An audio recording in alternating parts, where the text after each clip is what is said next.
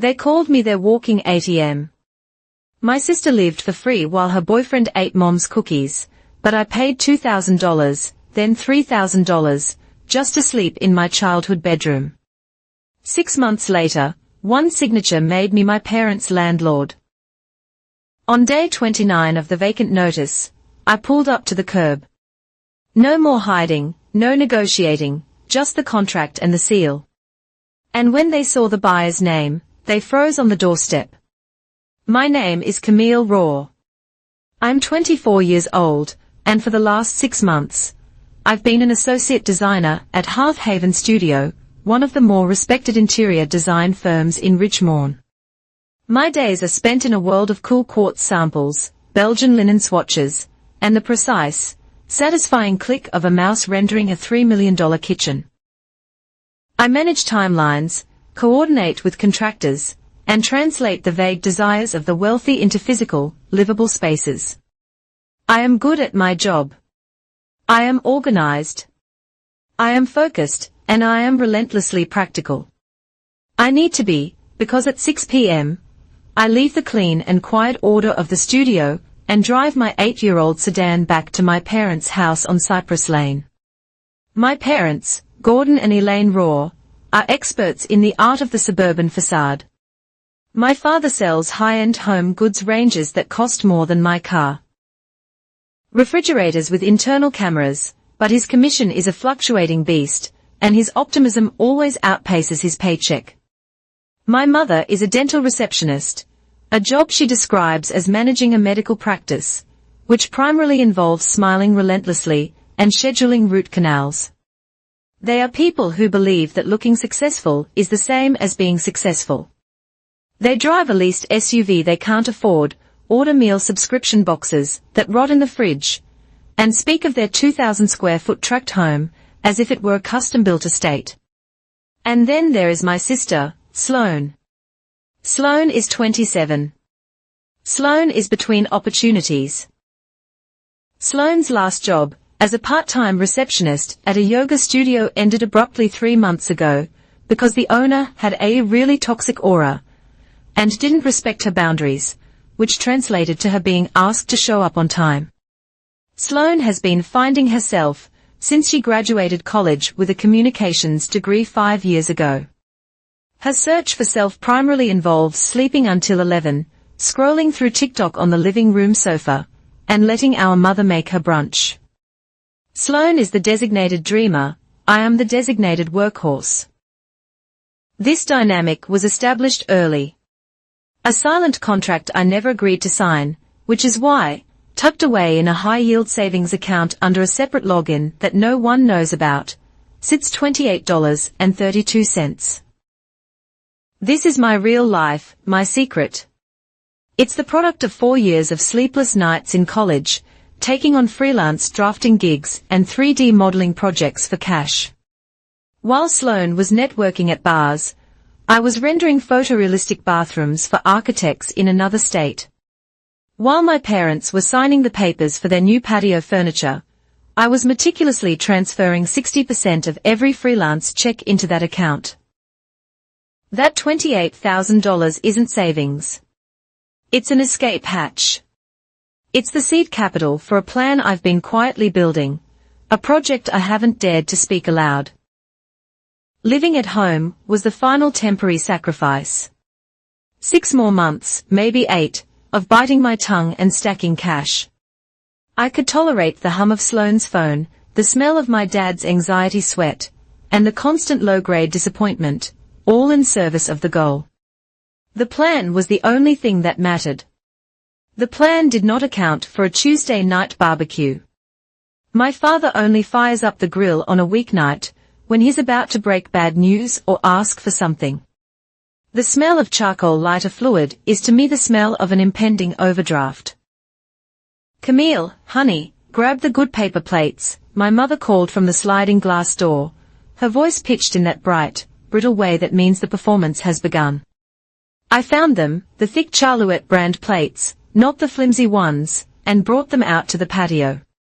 Gordon was prodding at a row of blistering burgers, a caricature of the suburban dad. Sloane was already at the table, phone in one hand, picking the sesame seeds off a bun with the other. "How's the design world, Cammy?" my dad asked, his eyes fixed on the grill. "Selling any $1 million sofas." "It's good, Dad. Just finalized the lighting plan for the Milner kitchen." "That's great. Just great."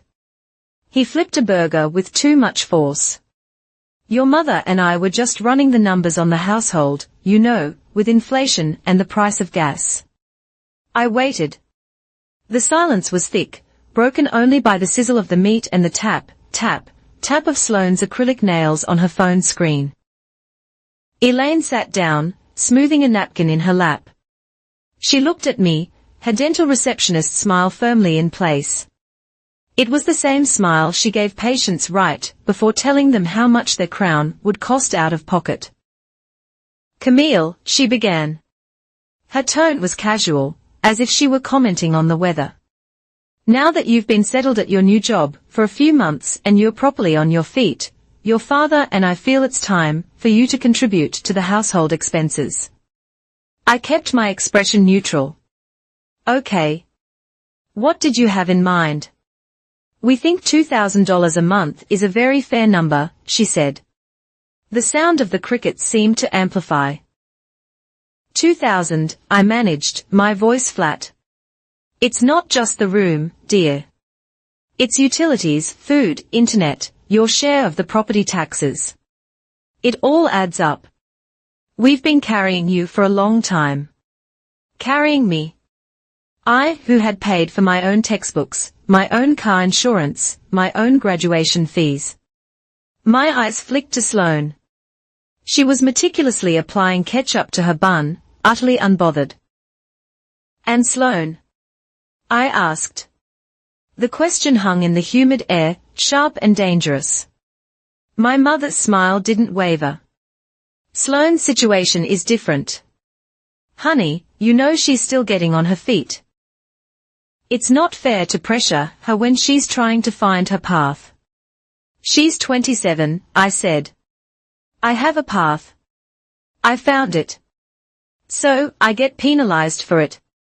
"It's not a penalty, Camille," Elaine said, her voice acquiring a slight edge. "It's responsibility. It's what adults do.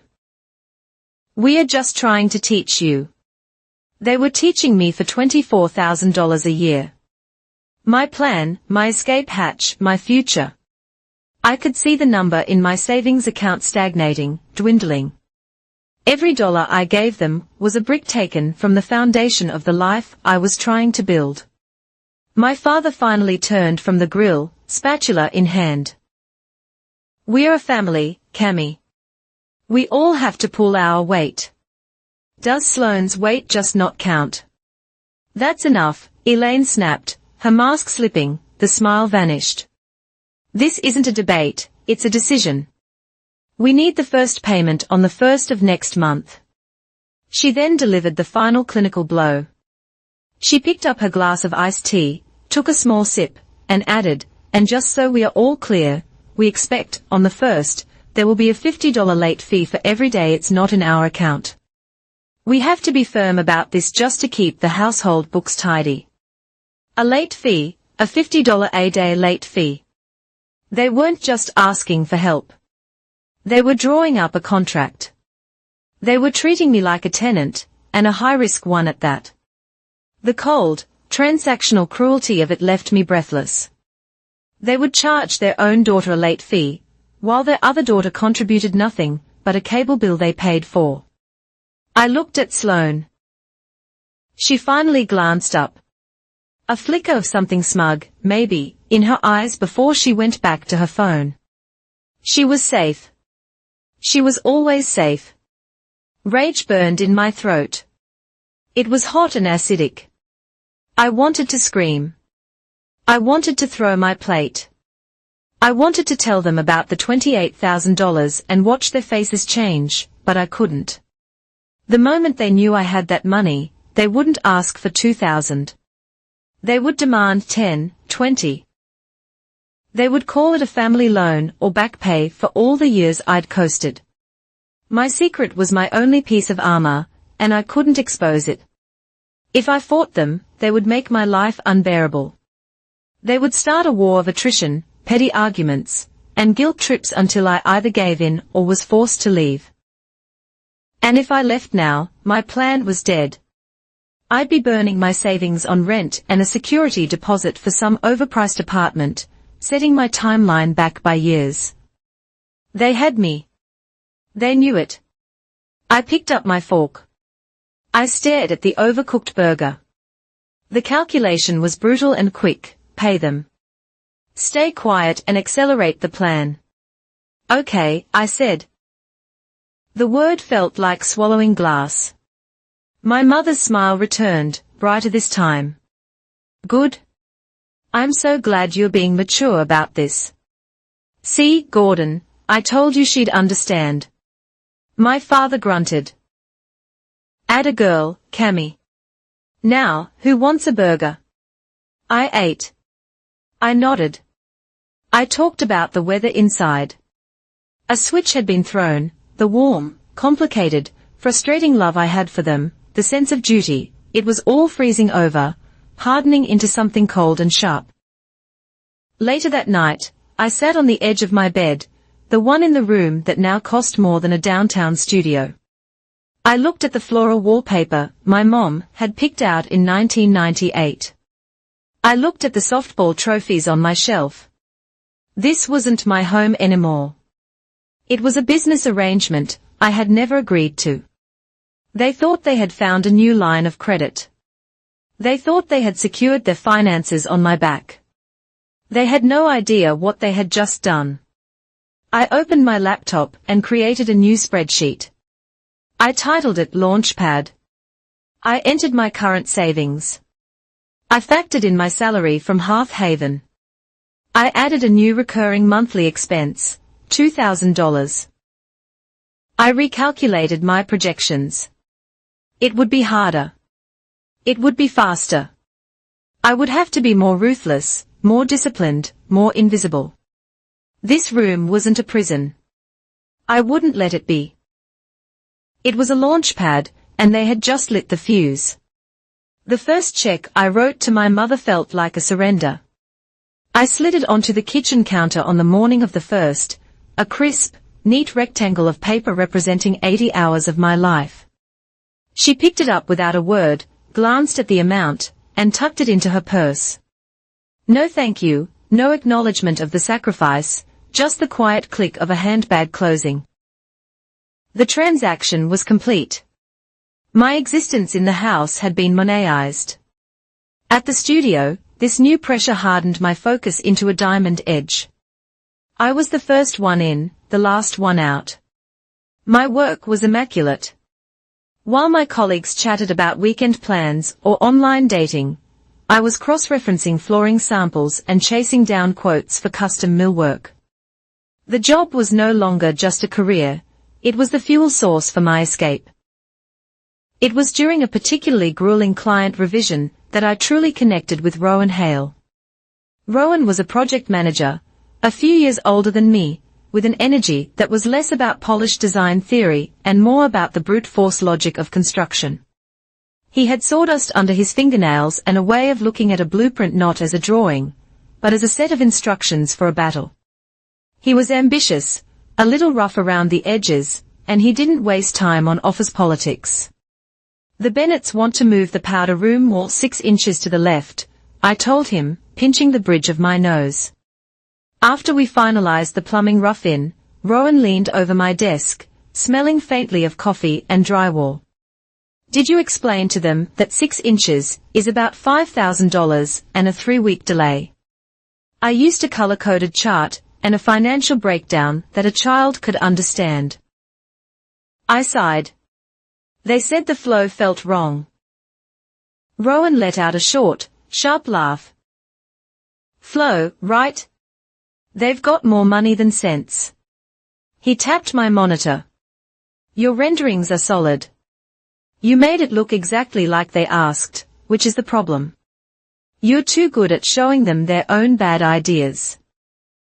It was the first real compliment I'd gotten from a colleague that wasn't just superficial praise. He saw the work, the technical skill behind the pretty picture. We started taking our lunch breaks at the same time, not in the cheerful staff kitchen, but outside on a concrete bench, talking shop. He'd tell me about nightmare subcontractors, and I'd tell him about clients who couldn't decide between two identical shades of white. We spoke the same language of budgets, timelines, and the maddening gap between a client's vision and physical reality. One Thursday, instead of complaining about work, Rowan was quiet. He stirred his black coffee with a plastic stick, his gaze fixed on a crack in the pavement. "My cousin's an estate lawyer," he said suddenly. "He's handling a probate case. Total mess. Guy died with no will. 2 kids in different states who hate each other. They just want the cash fast. There's a house."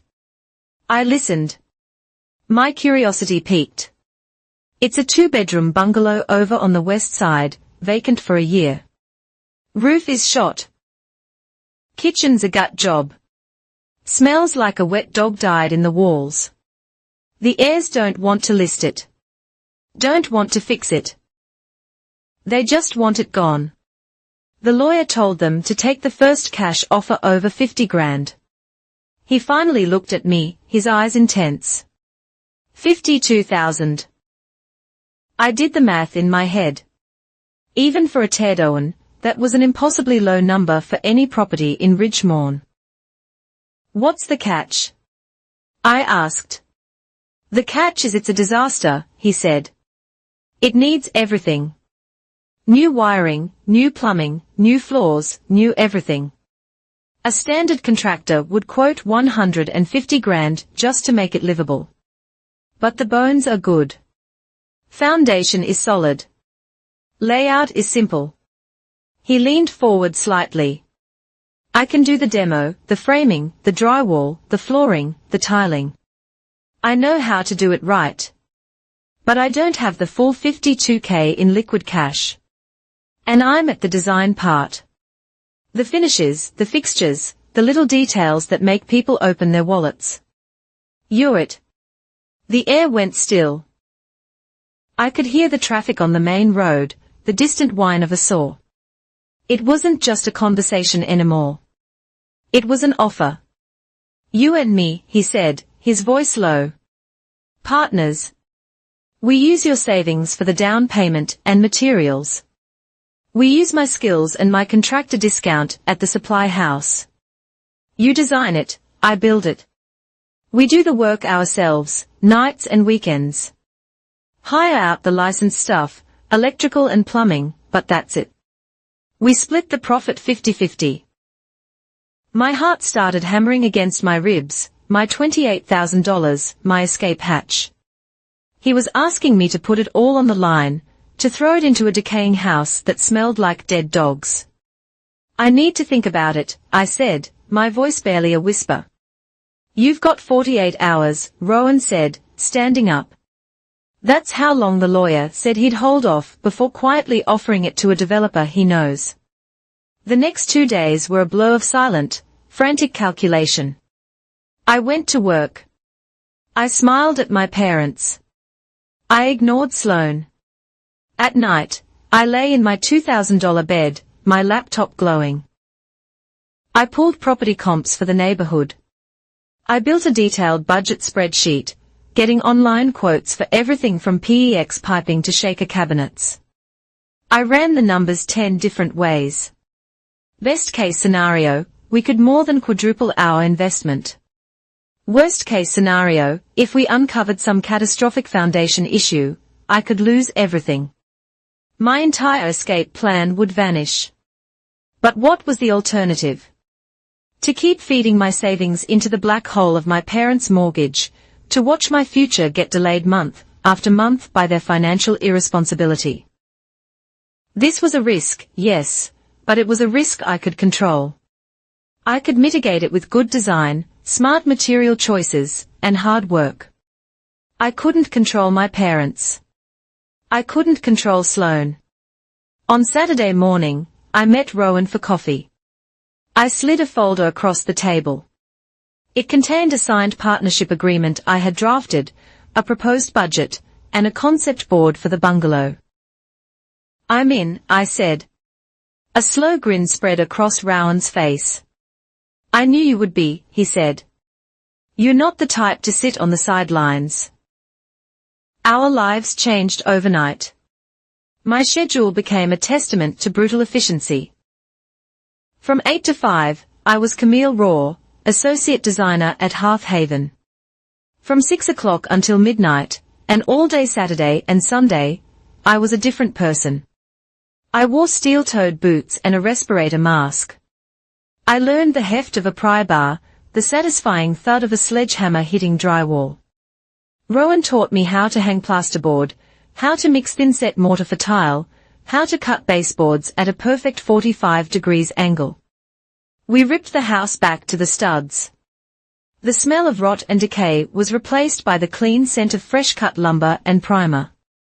I designed a simple open-concept kitchen with butcher block countertops and classic subway tile, a look that felt expensive, but was brutally cost-effective.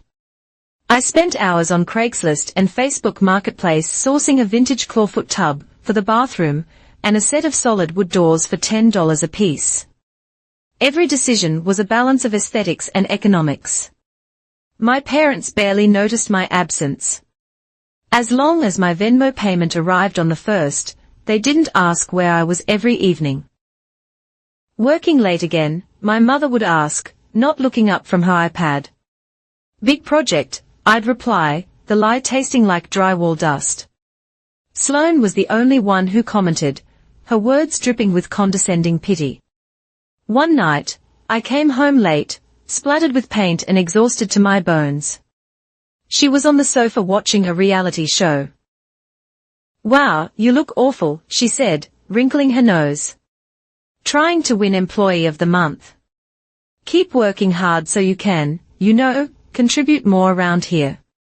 She gestured vaguely at the house I was paying to live in. I just stared at her, my hands aching, a blister forming on my thumb. I didn't say a word. I just walked up the stairs to my room. Her mockery was just another log on the fire.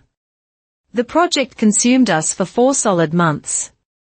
We hired an old-school electrician named Sal and a plumber who grunted more than he spoke. We paid them in cash, and they did the work in 2 days. No questions asked. The rest was on us. I became an expert on lead times, on the fluctuating price of copper pipe, on which supplier delivered for free, and which one charged a fuel surcharge. It was a crash course in the real-world business of building, a world away from the theoretical designs I created at the studio. Finally, it was done. The dilapidated bungalow had been transformed. It had gleaming hardwood floors, a bright, airy kitchen, and a bathroom that looked like it belonged in a boutique hotel. We staged it with rented furniture, and listed it with a hungry young real estate agent. It sold in 3 days after a bidding war for $245,000. After closing costs, agent fees, and paying ourselves back for the initial investment and materials, our net profit was $178,000. My share was $89,000. The day the wire transfer hit, I locked myself in a bathroom stall at work and just stared at the number on my banking app. $28,041 had become $118,041. A 6-figure number. It wasn't just money, it was leverage, it was freedom. It was a weapon. That evening, Rowan and I met at a dive bar to celebrate. We drank cheap beer and ate greasy burgers, too tired to even process the scale of our success. He said, wiping his hands on a napkin. I was driving through the old historic district today. Saw a for sale sign go up on that big green Victorian on Elm Street. The one with the turret. I knew the house. It was a local landmark, beautiful but neglected for years. It's a monster, Rowan continued, his eyes gleaming with a familiar light. 6 bedrooms, huge attic. Original gingerbread trim is mostly intact. They are asking $200,000. It'll need at least that to bring it back to life, but done right. A house like that could sell for close to $1 million. He took a long sip of his beer and looked at me. So, he said, you in? The $2,000 check cleared my account on the first of the month. As always, the amount hadn't changed, and neither had the ritual. I left it on the kitchen counter, and my mother picked it up.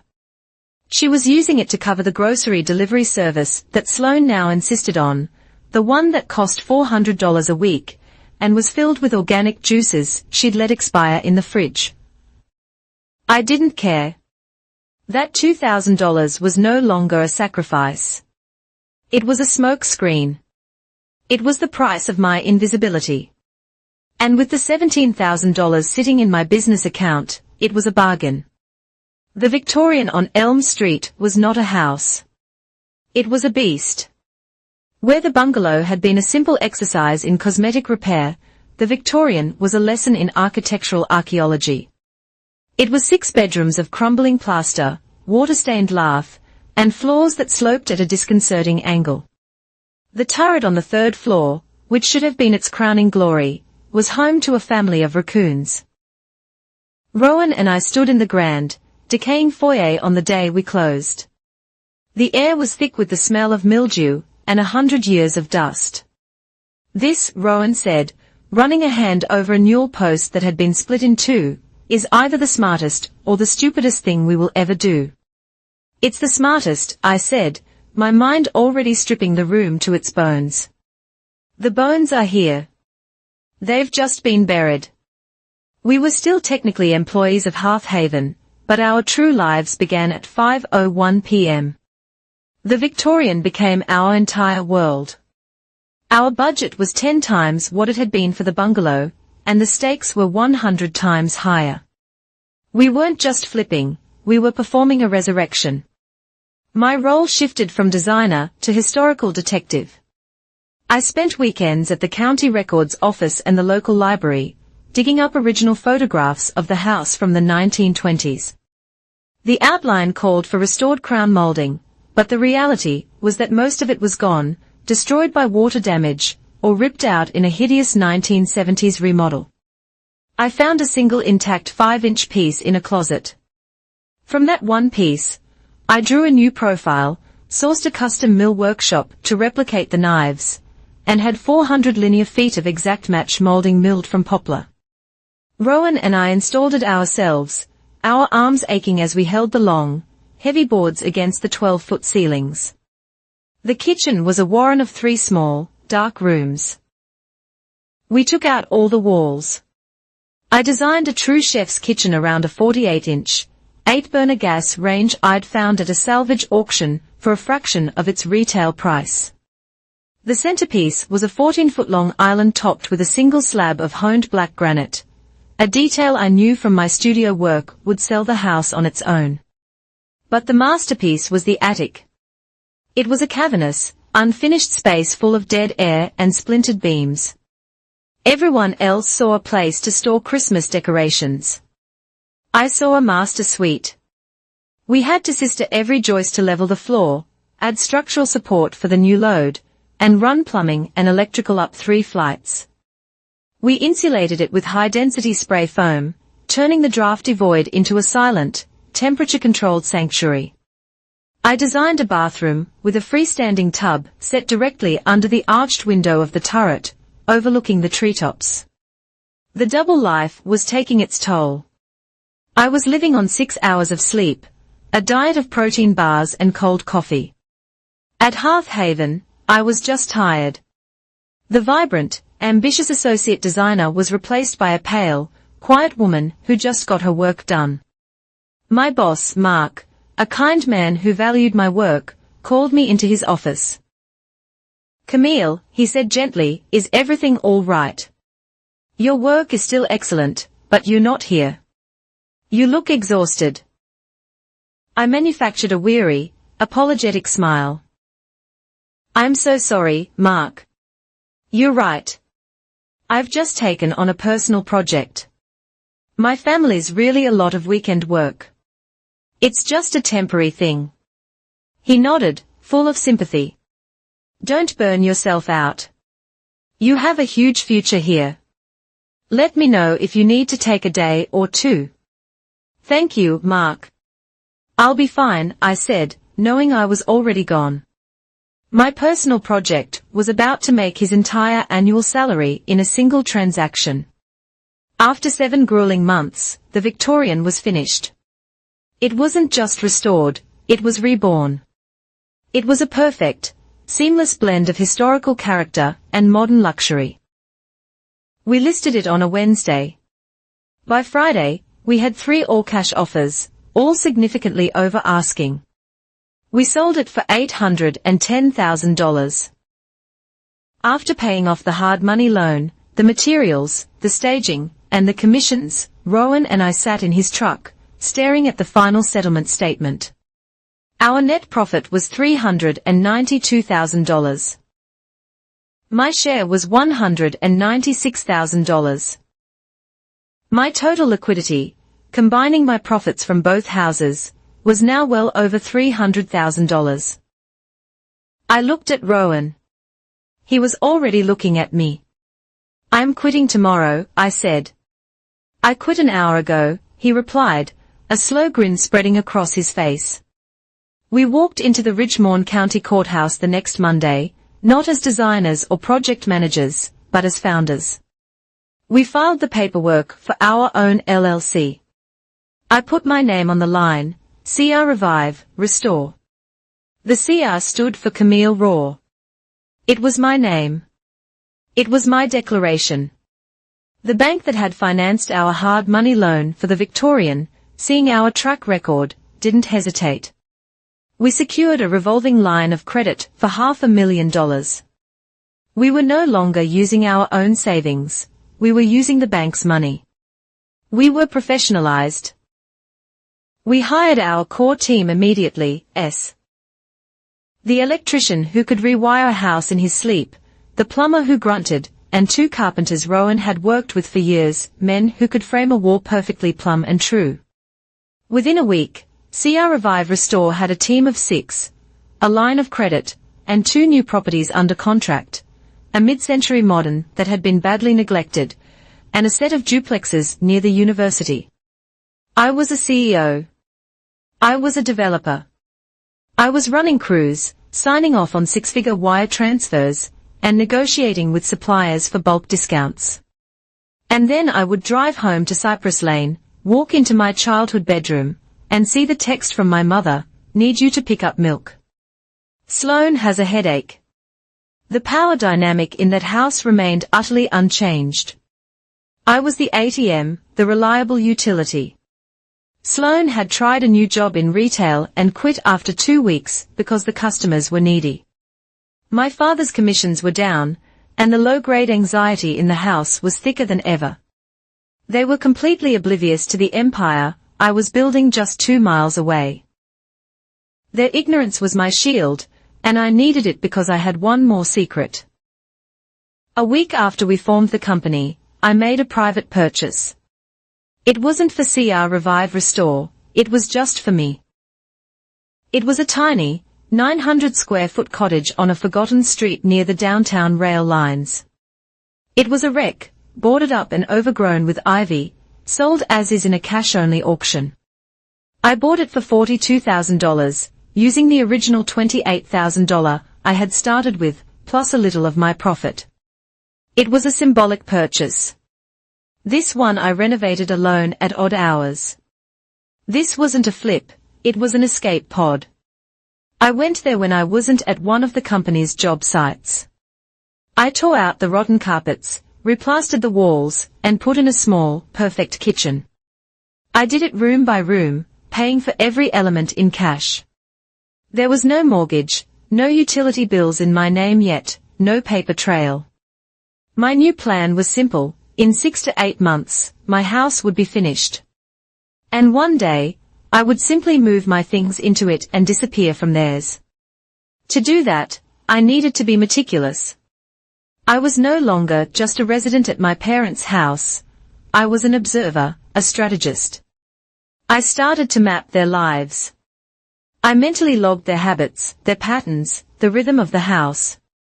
Mom leaves at 7:45 a.m., back at 5:20 p.m., Dad leaves at 9:10 a.m. After the morning news, back at 6 p.m. After the morning news, back at 6 p.m., unless he stops for a drink. Sloane wakes up at 10:30 a.m., is on the couch until 4 p.m., goes out with friends, or stays in her room. The house is reliably absolutely empty between 9:15 a.m. and 4 p.m., except for Sloane, who never leaves the first floor. I studied the flow of the house like it was a blueprint for a demolition. I noted the squeaky floorboard outside my parents' room. I noted which windows had faulty locks. I was a ghost in my own home, paying $2,000 a month for the privilege of casing the joint, planning the quietest, cleanest extraction imaginable. I was walking a tightrope, and the only thing that mattered was not looking down. It was a Thursday, which meant I was late. We were reframing the load-bearing walls on the duplex project, and I had stayed to argue with the building inspector until he finally, grudgingly, signed off on the permit. I was tired. My boots were caked in mud. My hair was clamped in a messy bun, and I had drywall dust in my eyebrows. All I wanted was a hot shower and 15 minutes of silence before opening my laptop to review the kitchen bids for the mid-century project. I let myself in the front door. The house felt wrong. It was the smell that hit me first. A thick, cloying wave of cheap body spray, the kind that smells like synthetic musk in desperation. It was trying and failing to cover the smell of stale beer. The television was blaring a sports broadcast louder than my father ever watched it. I dropped my heavy canvas satchel by the door, and then I saw him. He was sprawled on the living room sofa, not sitting, sprawled, one leg hooked over the armrest, stocking feet propped up on the coffee table, right next to a half-empty bag of chips. He looked to be in his mid-twenties, with a weak chin, greasy hair, and the kind of lazy, unearned confidence that sets my teeth on edge. Sloane was curled next to him, practically vibrating. She was wearing a new top I didn't recognize. My mother, Elaine, emerged from the kitchen. She was carrying a platter, not paper plates, a platter. Their good one, the one she saved for Christmas. It was piled high with her homemade chocolate chip cookies. "Oh, there you are," she chirped, her voice hitting that high, false note reserved for company. "Camille, honey, come say hello." My father, Gordon, was in his usual armchair. The newspaper was held up in front of his face like a shield. He didn't move. He didn't speak. He was actively, pointedly, not participating. "This is Devon," Sloane announced, her voice proprietary. She stroked his arm. "Devon? This is my little sister, Camille. The one I told you about, the workaholic." Devon didn't get up. He didn't even shift his feet. He just raised his chin in a barely perceptible nod. "Hey," my mother placed the platter of cookies directly in front of him. "Devon, try one of these. They are fresh." "Don't mind if I do, Elaine," he said, grabbing a handful. Elaine, not Mrs. Raw. I just stood there, my muscles aching from the job site. "Hi," I said, my voice flat. "Devon's just wonderful." "Camille," my mother gushed, sitting on the edge of the ottoman. "He's in logistics. Such a growing field." "Yeah, I move boxes," Devon said around a mouthful of cookie, spraying crumbs. "It's whatever." Sloane giggled as if he just said the wittiest thing in the world. And then the performance began. It was the barbecue all over again, but this time the execution was sloppier. "Well, now that you're here, Camille," my mother started, her smile tightening. "We have some exciting family news. Devon's lease was up, and it just made sense. Well, he's moving in with us. He'll be staying in Sloane's room, of course. My blood went cold. Not just cold, it turned to ice. A stranger. This lazy, rude, crumb-spewing stranger was moving into my house. A house I was paying for. Moving in, I repeated. It wasn't a question, it was a statement of fact. Yes, Sloane said. It's perfect. We'll be able to save up so much money. The silence that followed was heavy, tactical. I knew exactly what was coming next. My mother was waiting. She was the dentist, and I was the patient who needed the root canal. And Camille, she continued, her tone shifting from hostess to administrator. Your father and I were just looking at the household budget, and with another adult in the house. My father's newspaper rustled. He was still hiding. The costs are just going to go up. You understand. Groceries, hot water, the electricity for all his electronics. My gaming rig pulls a lot of juice. I stared at my mother. I dared her to say it. She did. So, we are going to have to adjust your contribution. We think $3,000 a month is the new fair number. $3,000. The air left my lungs. $36,000 a year for a single bedroom. $36,000 a year to subsidize my sister and her parasitic boyfriend. My entire salary from Half Haven, the job I had already quit, wouldn't have covered it. The money I was earning from CR Revive Restore. The money I was using to build a company, to pay my 4 employees, to manage a $500,000 credit line. They thought it was just disposable income. They were fining me for my own success, a success they couldn't even be bothered to ask about. They were charging me for the hot water this stranger would use, for the food he would eat, for the electricity his video games would consume. I looked at Sloane, who was beaming, oblivious, and triumphant. I looked at my father, who was still pretending to be illiterate. I looked at my mother, her face set in a mask of reasonable expectation. And then I looked at Devon. He was smirking at me over his cookie. He saw the whole dynamic, clear as day. He had been here for what? A few hours, and he already understood the entire toxic, broken system of this family. He saw me, the muddy, exhausted woman by the door, and he saw them, the users, and he had picked his side. He leaned forward, bracing his elbows on his knees, and spoke to me directly, a conspiratorial grin on his face. It's rough, he said, his voice slick with false sympathy. But hey, every family needs a walking ATM, right? There it was, the phrase, the label, the reduction of my entire existence to a function. A machine you put a card into and get cash from. No needs, no desires, no feelings, just a PIN code. And my PIN code was guilt and responsibility. A flash of white-hot rage went through me. I could feel the blood rushing in my ears. I pictured my laptop open to the CR Revive Restore balance sheet. I imagined taking out my phone, opening the file for the cottage renovation, the one that was almost complete. I wanted to show them the bids I was reviewing, the ones for marble countertops, the ones that cost more than their mortgage payment. I wanted to say, I just bought a duplex for $300,000 in cash. I have a team of 6 people. I'm not a walking ATM. I'm the entire bank, and you are all bad credit risks. I wanted to scream at my mother. You are charging me $3,000 so he can live here for free. I wanted to look at my father and say, be a man and put down the damn paper. But I didn't. The rage vanished as quickly as it came. Replaced by something much colder, a profound, surgical calm. Arguing was a trap.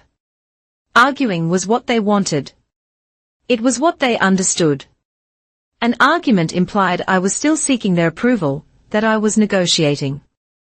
An argument implied they had any power left. They didn't. They had just given it all away. Devon Pike, with his greasy hair and his stupid smirk, had just done me the greatest favor of my life. He had severed the last fraying thread of obligation. I looked past him, directly at my mother. I held her gaze. I let the silence stretch just long enough for her to start to look uncomfortable. Then I nodded once. Okay, I said. The relief in the room was immediate, palpable. My mother's smile became genuine. Oh, wonderful, Camille. I knew you'd understand. You're just the most mature one. Sloane giggled and squeezed Devon's arm. My father audibly turned a page of his newspaper. The crisis was averted. The ATM had been successfully upgraded. I didn't say another word. I picked up my heavy satchel, walked past them, and went up the stairs to my room, my $3,000 room. I closed the door and locked it. I didn't shower. I didn't change. I sat on the edge of my bed in my muddy boots and opened my laptop. The rage was gone, and the planner had taken its place. The 6 to 8 month timeline was dead. The new timeline was as soon as possible. I created a new document. I named it Extraction Protocol. My mind was crystal clear. The fast and quiet exit I had been planning was no longer sufficient. This could not be a simple move, this had to be a severance. I began to type. Phase 1, Asset Triage. I looked around my room. The trophies, the books, the posters, the bed I'd slept in since I was 6. None of it mattered. It was all just stuff. Priority 1, go bag, laptop, company hard drives, passport, birth certificate, social security card, checkbooks, corporate seals, the small jewelry box from my grandmother. This bag would not leave my side. Priority 2, thinning professional texts, essential clothes, personal photographs. Priority 3, expendable everything else. Phase 2, the thinning. I couldn't move it all in one day, it would be too suspicious. I had to start now. I stood up and walked to my closet. It was almost summer. I pulled out my heavy wool winter coat. I folded it neatly and tucked it into my canvas satchel. I'll take it to the cottage tomorrow. I pulled out 3 heavy design reference books I hadn't looked at in months. They went into the bag, too.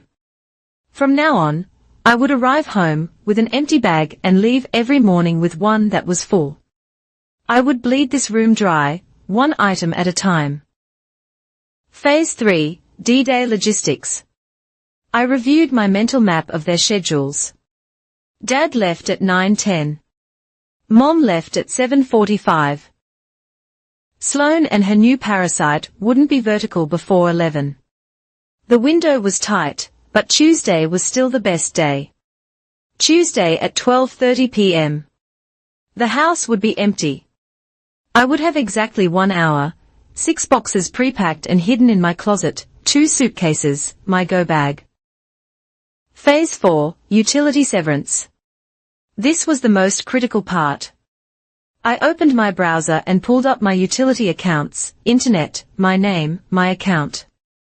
I scheduled a service transfer, not a cancellation, a transfer to my cottage on the other side of town, effective Tuesday, at 1 p.m. The modem was mine, I'd be taking it. Electric, my name, my father had co-signed years ago when I had no credit, but the bill was mine. I scheduled a service termination for Wednesday, at 8 a.m. cell phone. I was on the family plan. I would port my number out on Monday, citing a better deal with a corporate plan. It would be a small fight, but one I could win. Water. My mother's name. Not my problem. Phase 5, the rule. I typed one last line at the bottom of the document, a mantra for the days to come, rule, no arguing, no explaining, no negotiating, no farewells, only action. I saved the file, encrypted it, and backed it up to my private cloud. I finally stood up and began to undress for my shower. I felt no anger, no sadness. I just felt the cool, clean, efficient hum of a machine about to execute its primary function. They wanted an ATM. They were about to find out what happens when you make an unauthorized withdrawal. The week leading up to Tuesday was a master class in controlled schizophrenia. By day, I was the CEO of CR Revive Restore, walking job sites, signing checks for tens of thousands of dollars, and directing my crews. I was decisive, respected, and in complete control. By night, I was the quiet, compliant daughter, eating the dinners my mother made, nodding along to her complaints about the dental office, and handing over the laundry I had carefully pre-sorted. The dissonance was jarring, but I found a strange calm in it. I was playing a role, and the final curtain was about to fall. The thinning had gone perfectly. Every morning for 2 weeks, my canvas satchel was a little heavier when I left. Winter clothes, photo albums, reference books, duplicate charges, anything non-essential was quietly siphoned out of the house on Cypress Lane and deposited into a closet at the cottage. My room began to feel sparse, echoey. No one noticed. They saw what they expected to see, Camille, the reliable fixture. On Monday night, I executed the final preliminary step. I called the phone company and ported my number to a new individual plan. As predicted, my mother called, her voice tight with irritation. "What is this, Camille? Why are you leaving the family plan? It's more expensive for you." I stuck to the script. "It's a corporate plan through the studio, Mom. They are covering it. It's just a work perk." "Hearth Haven?" she asked, a note of suspicion in her voice. "Yes," I lied, my voice smooth as glass. "It's just one of the benefits." There was a pause. The idea of a corporate benefit, a sign of legitimate success, was enough to placate her. "Oh, well. All right, then. Just make sure you're getting a good deal." The conversation ended. The last digital chain was broken. Tuesday morning. I woke up before my alarm. I lay in bed listening to the sounds of the house waking up. The groan of the pipes as the shower started in my parents' bathroom. The clink of a coffee cup in the kitchen. The familiar rhythm of a life I was about to excise. I felt nothing. Nostalgia. No sadness. I felt only the quiet, thrumming anticipation of a well-laid plan about to be executed. I followed my routine perfectly. I went to the duplex job site at 8 a.m. I confirmed with my foreman. I took 2 calls from my lawyer regarding the mid-century closing. I was a legitimate businesswoman conducting legitimate business, but my eyes were on the clock. I had confirmed their schedules yesterday with feigned casualness. "Big day tomorrow, Mom." "Ooh." "Yes." "A triple booking for a whitening." "I'll be gone all day." "Sloan, didn't you say you had to do inventory at the boutique?" "God, yes. It's going to be so boring. Devon's going to hang out with his friend Chris." My father's schedule was as predictable as the sunrise. At 12:20 p.m., I drove down Cypress Lane. I didn't turn onto the street. I parked a block away and watched. My mother's SUV was gone. My father's sedan was gone. Sloane's little coupe was gone. The driveway was empty. The house was dormant. The clock on my dashboard flipped to 12:30. It was time. I pulled into the driveway using the garage door opener one last time. The rolling thunder of the door felt like the opening of a vault. I parked my car inside, closing the door behind me. No witnesses. No one would see me loading the car. I entered the house through the laundry room. It was silent. The air was still, smelling faintly of Devon's body spray and the toast he'd had for breakfast. I ignored it. I walked directly to the stairs and took them two at a time. My room was ready. 6 medium-sized moving boxes, pre-packed and sealed, were stacked neatly in the closet. 2 black suitcases stood beside them. My satchel, the go bag, was already on my shoulder. I began. Box 1, Corporate. The company seal, articles of incorporation, tax ID forms, blank checks for the business account, every legal document that proved CR Revive Restore was mine. Box 2, Financial. Personal tax returns for the last 7 years, bank statements, the closing documents for both the bungalow and the Victorian, the deed to my cottage. Box 3, the Archive. A single showbox containing the only photos I wanted, me and my grandmother, a few from college with real friends. My grandmother's jewelry, which she had left directly to me, was tucked inside a velvet pouch. Box 4, Apparel. Not fashion, a uniform. Jeans, black t-shirts, work boots, a few blazers for client meetings, the essentials. Box 6, The Sanctum. My favorite coffee mug. The fountain pen my grandfather gave me. A worn copy of a book on architectural theory. The few small things that were intrinsically mine.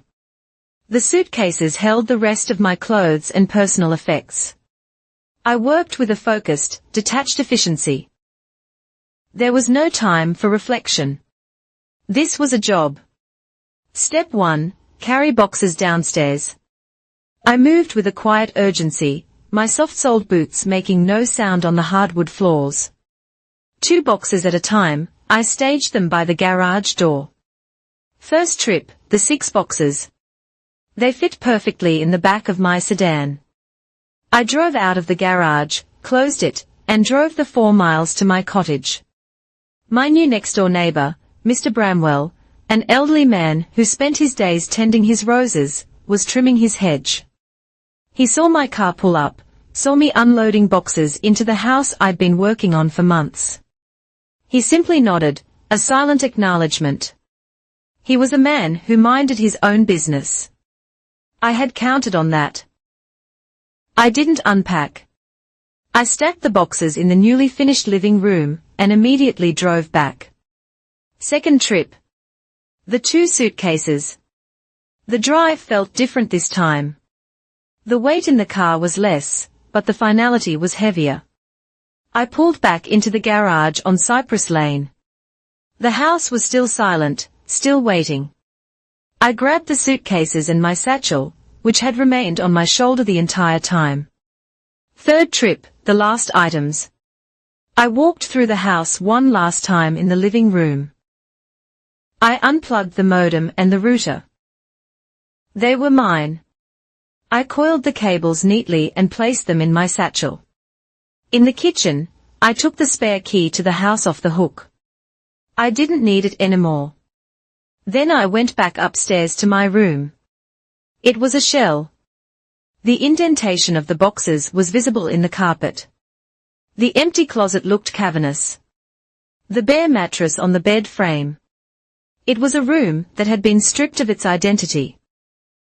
24 years of my life had been lived within these 4 walls. It took me 60 minutes to erase every trace. I walked into my mother's small home office. It was obsessively neat, a shrine to her administrative life. On her desk was a small leather-bound box containing her personalized cream-colored stationery, heavy cardstock with "From the Desk of Elaine Raw" embossed in gold at the top. I took one sheet. I pulled out my own fountain pen, the one from my grandfather. The expensive dark ink flowed onto the expensive cream-colored paper. I kept the message as cold and transactional as they had been with me. There were no pleasantries, no emotion. I wrote in clean block letters, "Moved out. Payments have ceased. All utilities registered in my name will be terminated within 24 hours. I didn't sign it. An ATM doesn't have a signature, it just has a function. I walked back to my empty room and placed the single sheet of paper in the dead center of the bare mattress. It was the only thing left in the room, a Declaration of Independence on stolen letterhead. I walked down the stairs for the last time at the front door. I paused. I looked at the family photo on the wall, Gordon, Elaine, a smiling Sloane, a slightly awkward teenage Camille. It felt like looking at a picture of strangers. I stepped outside and locked the door behind me. I heard the deadbolt slide home. The sound was so final, so absolute. I walked to my car, got in, and drove away without looking back. I was halfway to the cottage when my phone began to vibrate. It was my mother. I watched her picture flash on the screen. I silenced the call. It rang again and again. Then a text came through, "Camille, call me immediately." Then my father called. I silenced it. Then Sloane. I silenced it. For the entire 4-mile drive, the phone was a frantic, buzzing brick in my passenger seat. Missed call. Missed call. Voicemail notification. Text message. Missed call. By the time I pulled into my own driveway, I had 43 missed calls and 27 text messages. I parked the car, walked into my own house, and locked the door behind me. I took a deep breath. The air smelled of fresh paint and new beginnings. I sat down on a stool in my new kitchen. The cabinets were a clean, bright white. The countertops were black granite. It was exactly as I had designed it. I picked up my phone. I didn't read the messages. I didn't listen to the voicemails. I opened my contacts. Elaine Raw, block number. Gordon Raw, block number. Sloane Raw, block number. Then I opened a food delivery app and ordered a large pizza with extra pepperoni. As I was typing in my new address, a text from a number I didn't recognize came through. It was my Aunt Colleen. "Your mother is hysterical," she said. "You moved out. What is going on? After everything they've done for you, this is how you repay them. You are an ungrateful child." I read the message. I felt the familiar sting of the accusation. Ungrateful. The family's favorite weapon. I put the phone down, face down, on the counter. I didn't reply. The silence in my own house was the most beautiful sound I had ever heard. The pizza would be here in 30 minutes. It would be the first meal of my new life. The first 6 months were a fortress of silence. I built the walls high and thick. My life was compartmentalized with the same ruthless precision I applied to a renovation budget. From 7 o'clock in the morning until 7 o'clock at night, I was Camille Raw, co-founder of CR Revive Restore. The business had not just grown, it had ignited. The duplexes were finished and tenanted, generating a steady cash flow. The mid-century modern, once a wreck, was now a minimalist masterpiece under contract for a price that made our accountant weep with joy. We had just closed on a 4-unit apartment building, our most ambitious project yet. My days were a blur of site walks, zoning board meetings, and negotiating with suppliers in a language of net 30 terms and bulk discounts. I was fluent. Then, at the end of the day, I would go home, not to a house, but to my house. The cottage was my sanctuary. It was small and quiet and entirely mine. The kitchen was the heart of it, a space I had finished with my own hands. The custom-built white shaker cabinets reached the ceiling. The honed black granite countertops were cool and solid beneath my palms. The large central island was my command center, where I would unroll blueprints and eat my solitary dinners. I had built the life my parents had only ever pretended to have, one of quiet, unstated, and absolute solvency. The past was a different country. I had no passport and no desire to visit. The blocked numbers on my phone remained blocked. The flying monkeys, the various aunts and family friends who had texted in the first few weeks, had long since given up, their messages unanswered. The call came on a Tuesday afternoon. I was at my desk reviewing a plumbing bid when an unknown number flashed on my screen. I almost ignored it, but the area code was local. It might be a new subcontractor, I answered with my professional voice. Camille, it's your Aunt Colleen. Her voice was a ghost from a séance I never wanted to attend. It was thin, frayed with a manufactured panic. I felt nothing, no dread, no anger, just a mild, clinical curiosity. Hello, Colleen, I said, my tone flat, polite, the one I used for cold calling salesmen. You can't be like this, she began, her voice cracking on cue. They are your parents. Your father. He's not well. The stress is, it's just too much. They are in a real crisis, Camille. A financial crisis. I waited. I did not ask for details. I did not offer sympathy. They are going to lose the house, she finally blurted out, the words heavy with accusation. The house on Cypress Lane. They've missed payments. The bank is, they are talking about foreclosure.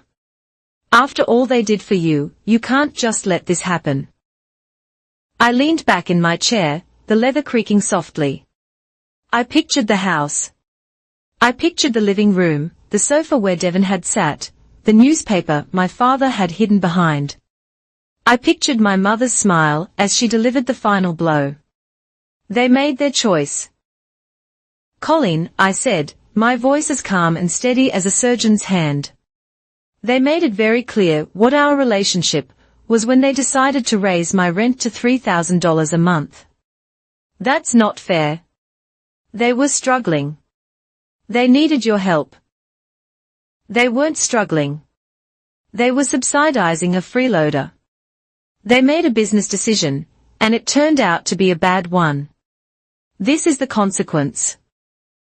There was a sputtering, indignant silence on the other end of the line. She had expected tears, guilt, a frantic promise to help. She was playing from an old script, and I was no longer on the cast list. You have ice in your veins, she finally whispered. No, I said, my eyes drifting to the signed contract for the 4-unit building on my desk. I just learned to read a balance sheet. I have to go. I hung up before she could reply and immediately blocked her number.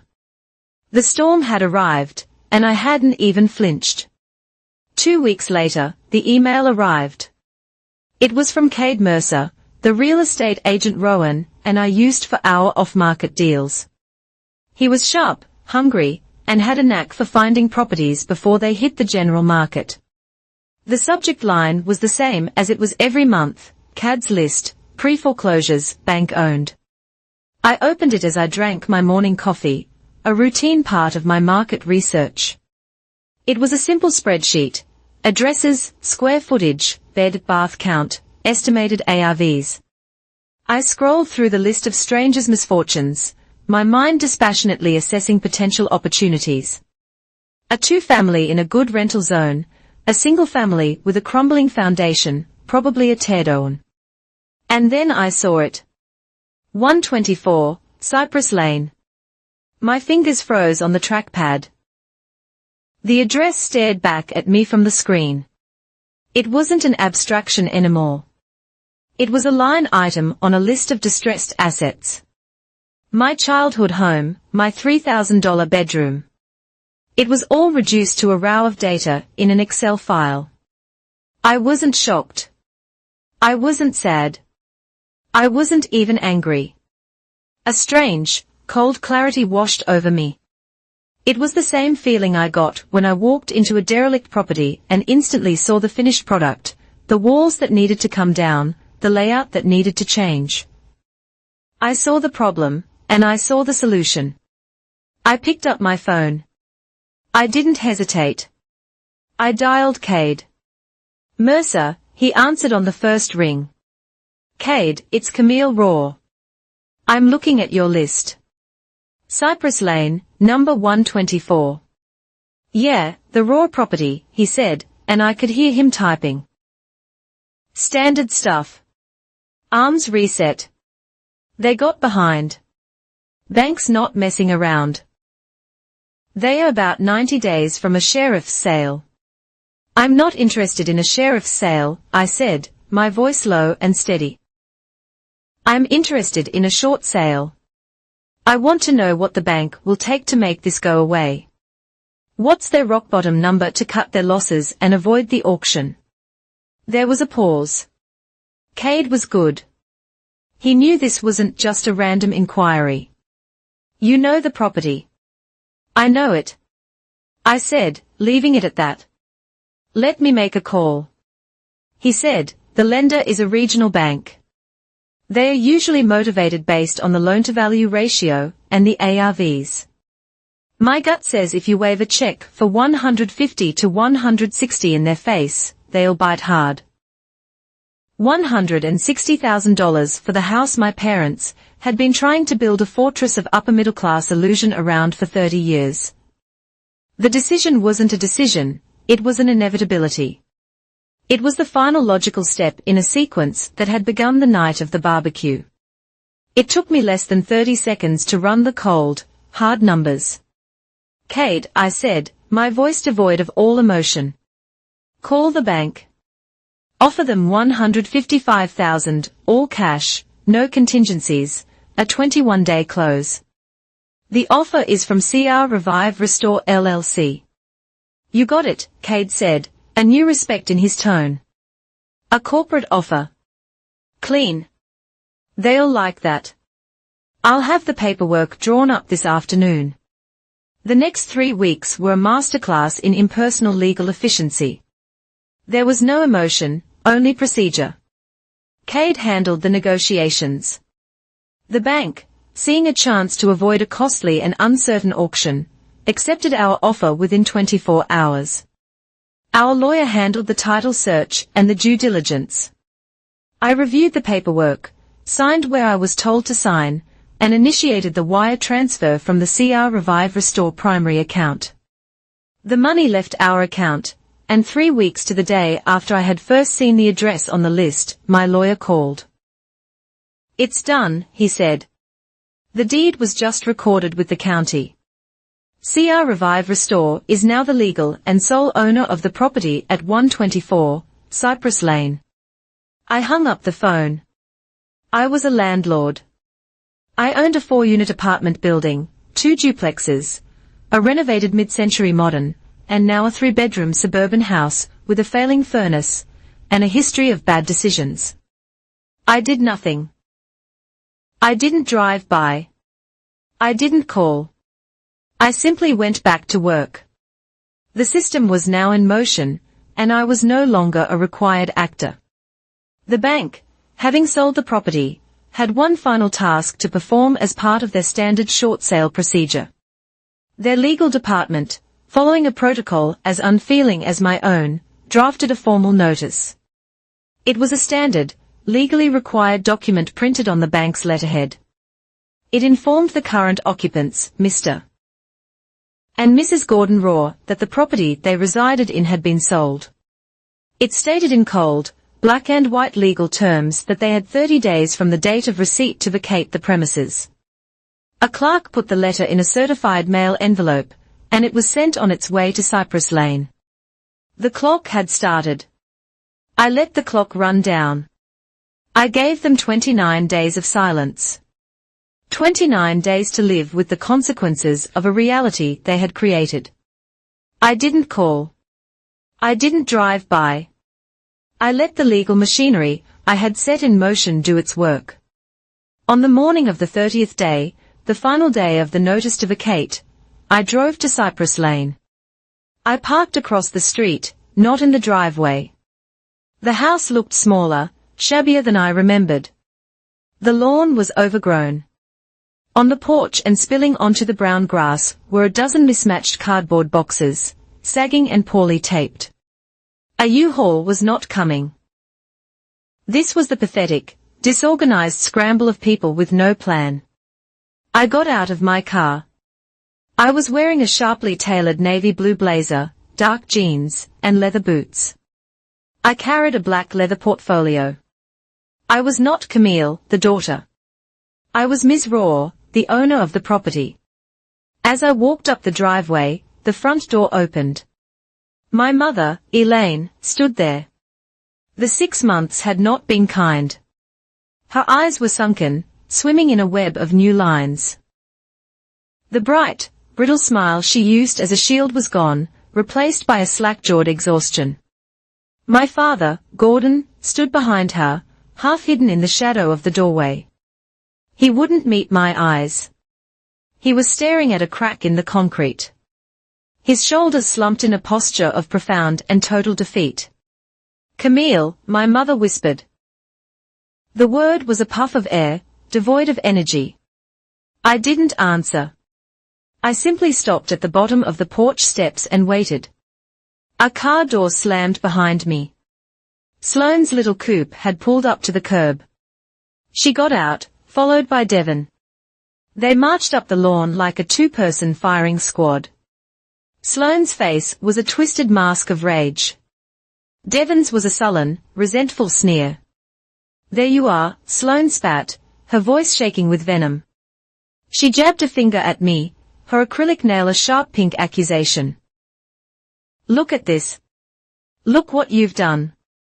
She gestured wildly at the sad collection of boxes at the house, at our parents. We are losing our home. All of this is happening because of you. Because you were so selfish. Because you just walked out on us. The accusation hung in the still morning air. My mother flinched. My father seemed to shrink even further into himself. I didn't raise my voice. I didn't have to. My words were as cold and sharp as honed steel. I looked past Sloane, my gaze sweeping over all four of them, the architects of their own demise. You are losing this house because you couldn't afford it, I stated, my voice cutting through her hysteria. And you couldn't afford it because you decided to charge me $3,000 a month for my own bedroom, while simultaneously feeding and housing a man who didn't contribute a single cent. This isn't my fault. This is the result of your own math. Devon's sneer faltered. Sloane's mouth opened and closed, but no sound came out. She had expected a shouting match, a tearful defense. She was not prepared for a clinical audit. She stammered, you don't know what you're talking about. The bank? This was the moment. I let the silence hang for a beat, savoring it. I looked at my mother's confused, hopeful face. I looked at my father's bowed head. The bank has nothing to do with this anymore, I said, my voice dropping slightly, forcing them to lean in, to listen. The bank sold the property 3 weeks ago. I paused, letting the information land. Then I delivered the final, crushing blow. I am the new owner, I said. CR Revive Restore bought this house from the bank. I own it. The world seemed to stop. My father's head snapped up, his eyes wide with disbelief. Sloane looked as if I had physically struck her. Devon took an involuntary step backward, but it was my mother's reaction that was the most telling. Her face went through a rapid series of emotions, confusion, shock, and then a sudden dawning wave of ecstatic relief. Her eyes filled with tears, but they were not tears of sorrow. They were tears of joy. Oh, Camille, she cried, rushing forward and grabbing my arm. Her grip was surprisingly strong. Oh, my baby. You saved us. I knew you wouldn't let this happen. You bought the house to save us. We're saved.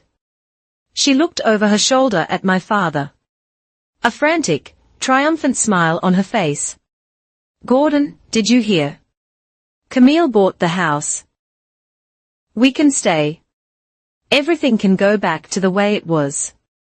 She turned back to me, her eyes shining. We can just stay, right? Just like before. The delusion was breathtaking. The sheer, unadulterated inability to grasp the new reality. She thought this was a rescue. She thought I was the same ATM, just dispensing a different kind of currency.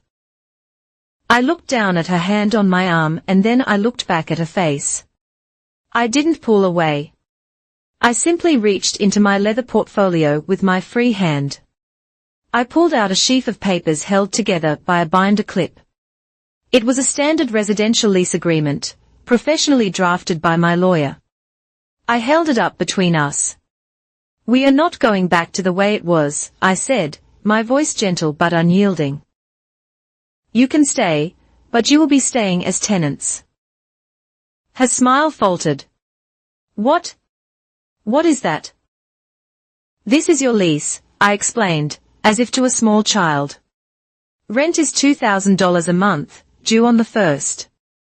You will also be responsible for the full cost of all utilities, electric, water, gas, and internet. As we discussed once before, there is a $50 per day late fee for any rent not received on time. The lease is for 1 year." The color drained from her face. She let go of my arm as if it had burned her.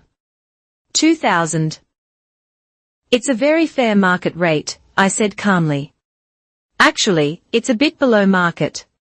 I'm giving you a family discount." But we are family," my father finally choked out, finding his voice. It was the last desperate plea from the old playbook. I met his gaze directly for the first time. "This morning," I said, holding up the lease. "We are a landlord and a prospective tenant. That is the only relationship that is relevant to this transaction." I flipped to the last page, the signature page. "There is one additional term," I added, my eyes flicking to Devon, who was trying to make himself invisible behind Sloane. "The lease requires that every adult resident living on the premises must be a signatory to the agreement. That means Mom, Dad, Sloane, and you, Devon. You will all be equally and individually responsible for the full amount of the rent." The silence that followed was absolute. The implication was a bomb that had just detonated in their midst. Devon would have to sign his name to a legal document. He would be legally responsible for $24,000 a year. His free ride was not just over, it was about to start costing him. Sloane stared at me. Her earlier rage replaced by a hollow, defeated look. This was a trap she could not see a way out of. My mother looked at my father. My father looked at the ground. They began to whisper, a frantic, hushed conference of the damned. I heard fragments. "No choice. Where would we go? He has to get a job." I waited patiently. I did not rush them. I held the contract, my finger tapping lightly on the signature line. Finally, my father let out a long, shuddering sigh. It was the sound of a man's entire world collapsing into a single point of failure. He looked at me, his eyes filled not with anger, but with a weary, profound resignation. "We'll sign," he said. "I don't have a pen," my mother whispered. Her voice was ready. She was staring at the thick document on the patio table, as if it were a venomous snake. The sad, taped-up boxes on the lawn were forgotten. This was the new, immediate crisis. "I have one," I said. I unzipped my leather portfolio and produced 4 identical black, medium-point ballpoint pens. They were cheap, disposable, and perfectly functional. I placed them on the table, fanned out like a poker hand. I opened the lease agreement. It was 28 pages long, including all state-mandated addendums and disclosures. I had read it 6 times. "This is a standard residential lease," I said, my voice resonating in the quiet cul-de-sac. "I will not be answering emotional questions. I will only answer procedural and contractual ones. We will go page by page. You will initial at the bottom right of every single page. You will sign the final page. Do you understand?" My father nodded, his eyes fixed on the paper. Sloane was vibrating with a silent, impotent rage, her arms crossed so tightly her knuckles were white. I pointed to the first page, page 1. This identifies the landlord, CR Revive Restore, LLC, and the tenants, Gordon Raw, Elaine Raw, Sloane Raw, and Devon Pike. Please initial. My father reached for a pen. His hand was steady. He was a man who had signed bad contracts his whole life. This was just the last one. He wrote his initials, G, and pushed the document to my mother. Elaine's hand trembled, the pen hovered over the small line. She looked at me, her eyes brimming with a final, desperate appeal. Camille, please initial the page. Elaine, I said, my voice not unkind. It was not kind. It was neutral, like a surgeon's. Her hand shook so violently that her initials, ER, were a jagged, unformed scrawl. She shoved the packet to Sloane as if it were on fire. Sloane snatched the pen. Her initials, SR, were a vicious, angry slash, the pen tearing the paper slightly. It came to Devon. He picked up the pen and held it. This is ridiculous, he scoffed, trying to regain his footing to play the cool, detached outsider. This whole thing is absurd. I didn't argue. I didn't engage. I simply turned to page 7 in my own copy and pointed to the corresponding clause.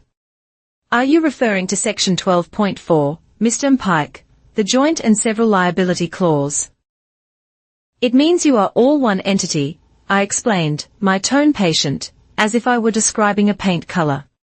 It means I don't care who pays the rent, as long as the full $2,000 arrives. But if it's late, you are all equally responsible for the entire amount, not just your share. I don't care about shares. If the rent isn't paid, I can and will pursue collection and eviction against any one of you or all of you.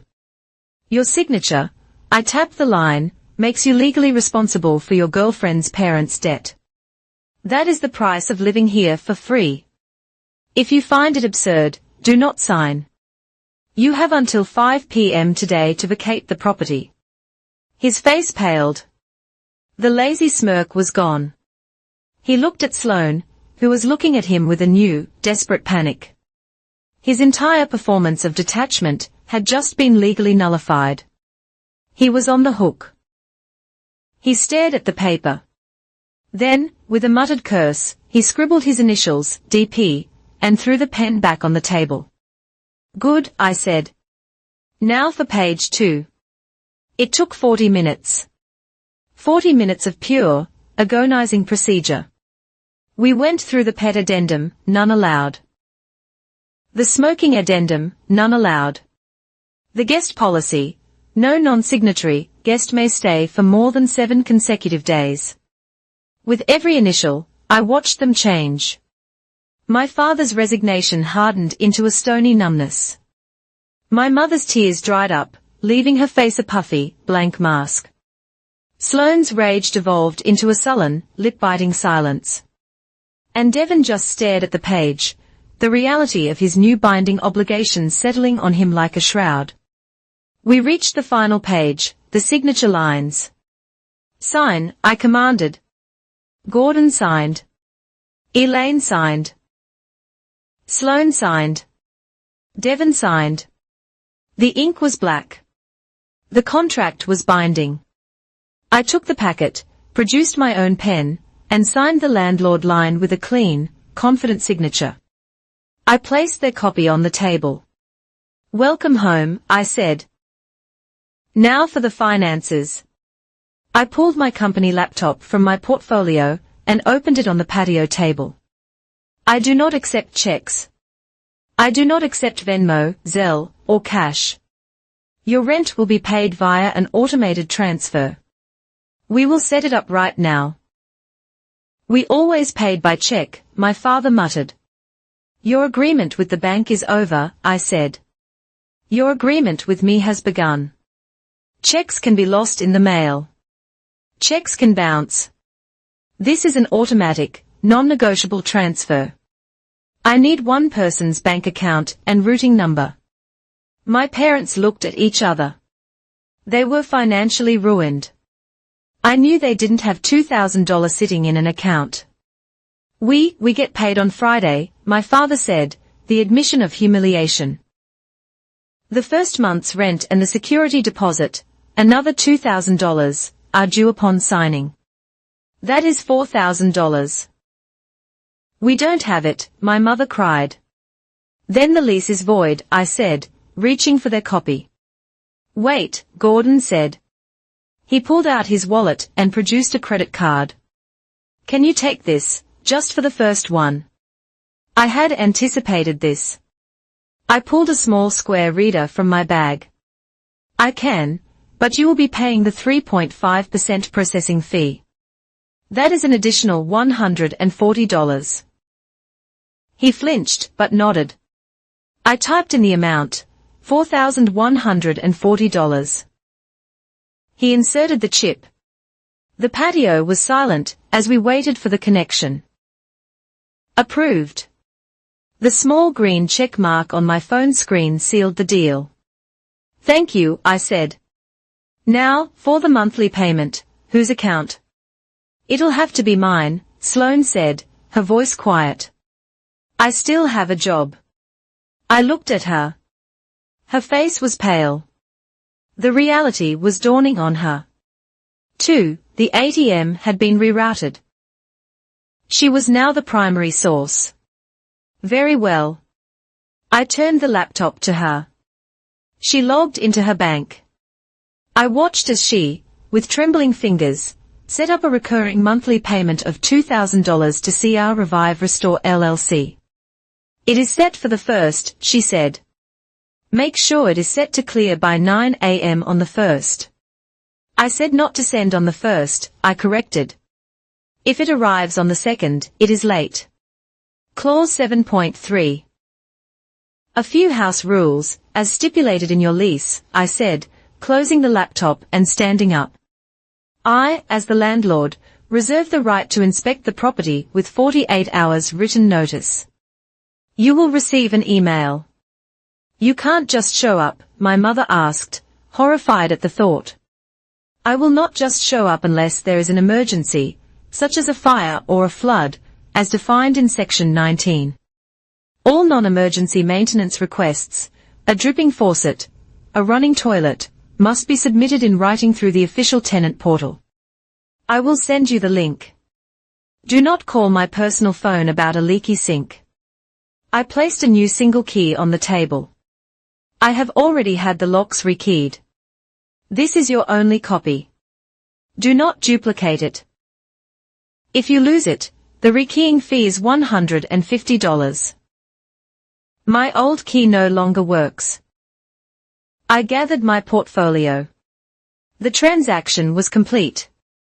I looked at the 4 of them, a shattered, broken family unit bound together by a single legal document. Welcome, tenants, I said. The first 3 months were a period of cold, perfect silence. On the 1st of month 1, at 8:54 a.m., $2,000 appeared in my business account. On the 1st of month 2, 9:01 a.m. month 3, 8:49 a.m. The money arrived. No one called, no one texted. The tenant portal remained empty. The system was working. CR Revive Restore was thriving. We had broken ground on our first new build project, a small 3-unit contemporary townhouse structure. I was busy, focused, and I never thought about Cypress Lane. Then came month 4. The first of the month was a Wednesday at 9 a.m. I checked the account. Nothing. 10 a.m. Nothing. By 5 p.m., the $2,000 had not arrived. I did not call. I did not text. I did not worry.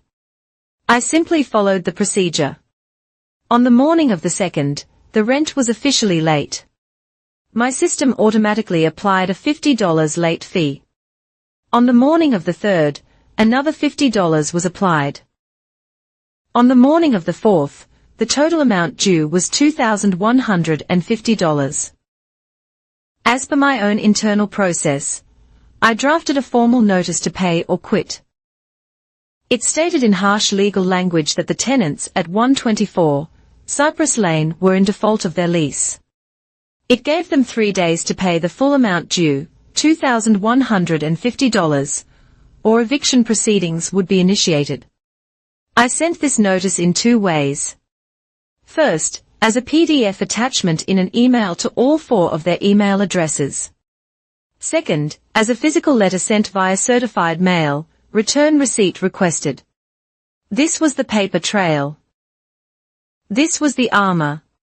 Less than 10 minutes after the email was sent, my phone rang. "Camille," she wailed. The voice was not a voice, it was a raw, scraping sound of panic. "I got an email, a horrible legal email. It says you're evicting us. Over 3 days. Sloane's paycheck was it was delayed. They had a payroll issue. It's coming tomorrow." "Hello, Elaine," I said, my voice calm. "I am not evicting you. I have served you a standard notice, as is my legal right and obligation, because your rent is late. But it's just a payroll issue. It's not our fault. You can't charge us $150 for that. That's criminal." "It is not criminal, mother. It is contractual. I would refer you to your copy of the lease agreement. Specifically, Clause 7.3. Late fees. It stipulates a $50 fee for every day the rent is not received in full, for any reason. Payroll issues are not an exception." "But we're your family," she shrieked, the old, useless refrain. "You are my tenants," I replied, my voice hardening. "You are all jointly and severally liable. I suggest you pool your resources and pay the outstanding balance of $2,150. You have until the date specified on the notice." "You're a monster," she wept. "A cold-hearted monster." "I am a landlord," I said. "And I am ending this call." I hung up. 2 hours later, a new payment alert arrived. $250, as the source was not Sloane's account. It was Gordon's. I had no idea where he had gotten the money.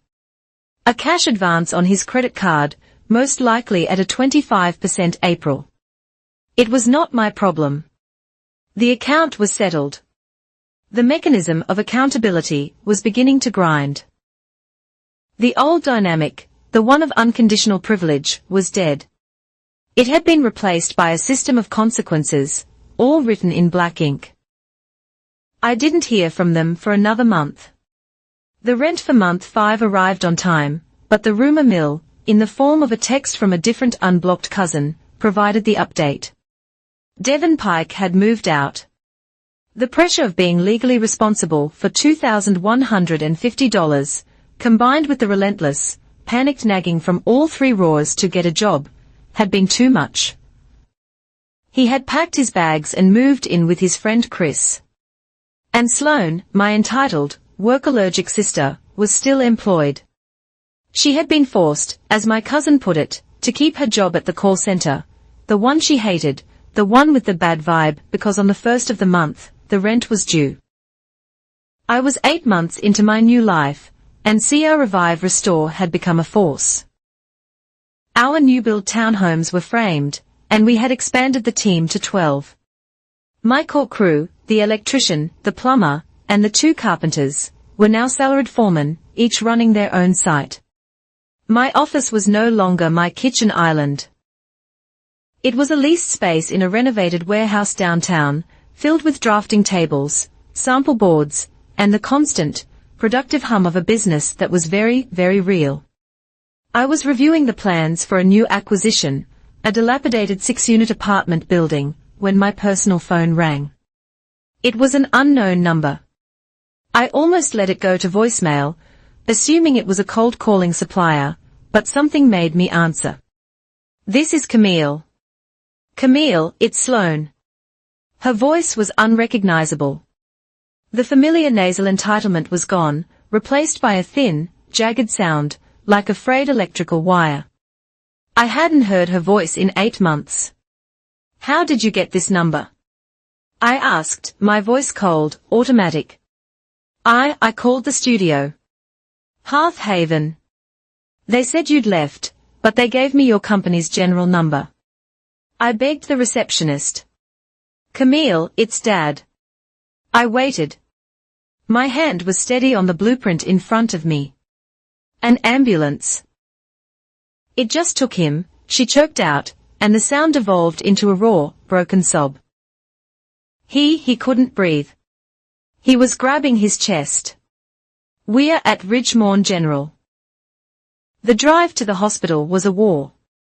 The cold, logical part of my brain, the part that signed checks and enforced contracts, was screaming at me, this is not your problem. You left. He is a tenant. This is a medical issue, not a maintenance request.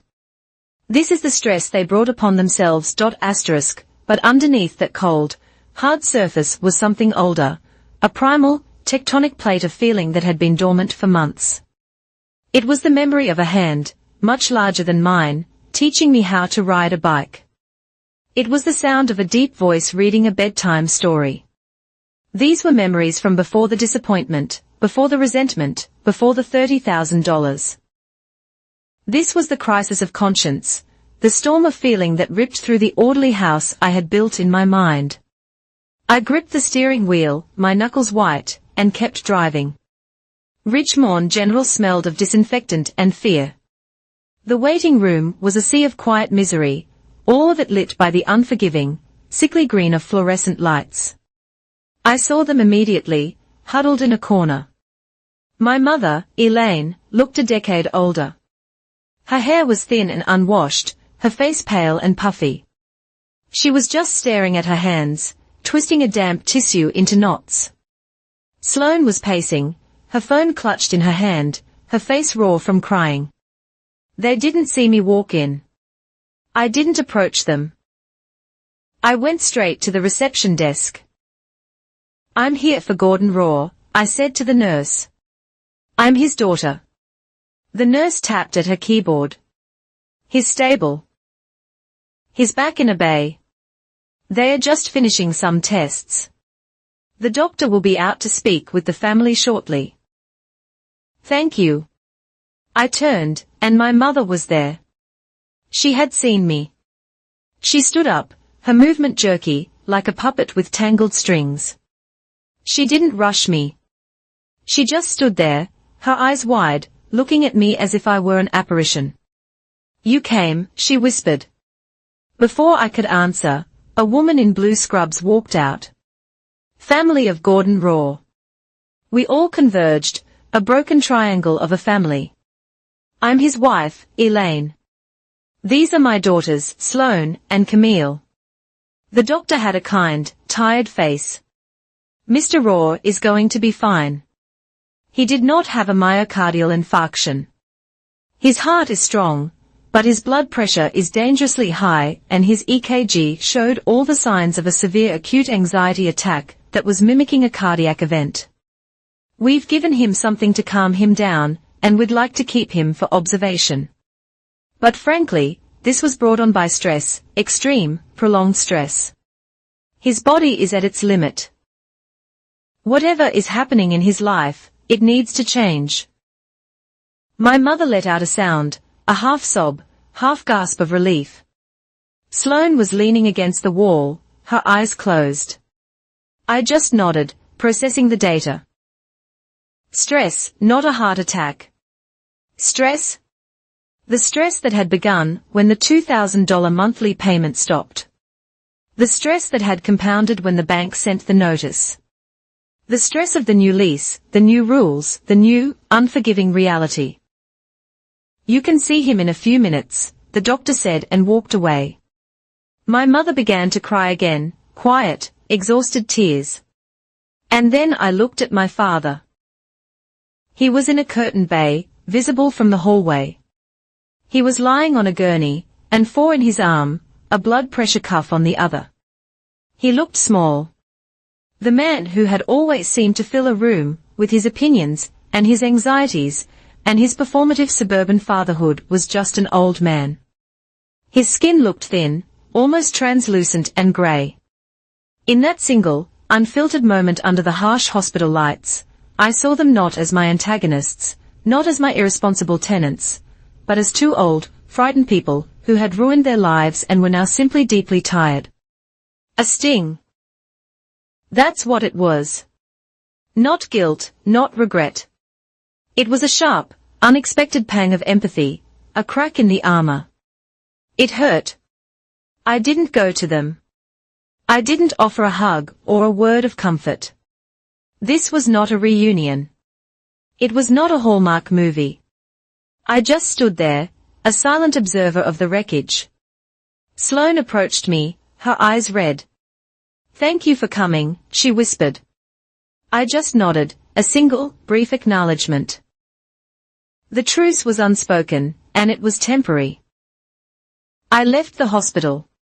I sat in my car in the parking garage for 10 minutes. The silence of the concrete tomb ringing in my ears. The CEO was back in the driver's seat, but the daughter was in the passenger seat, staring out the window. The cold logic was already at work, processing this new, messy emotional data.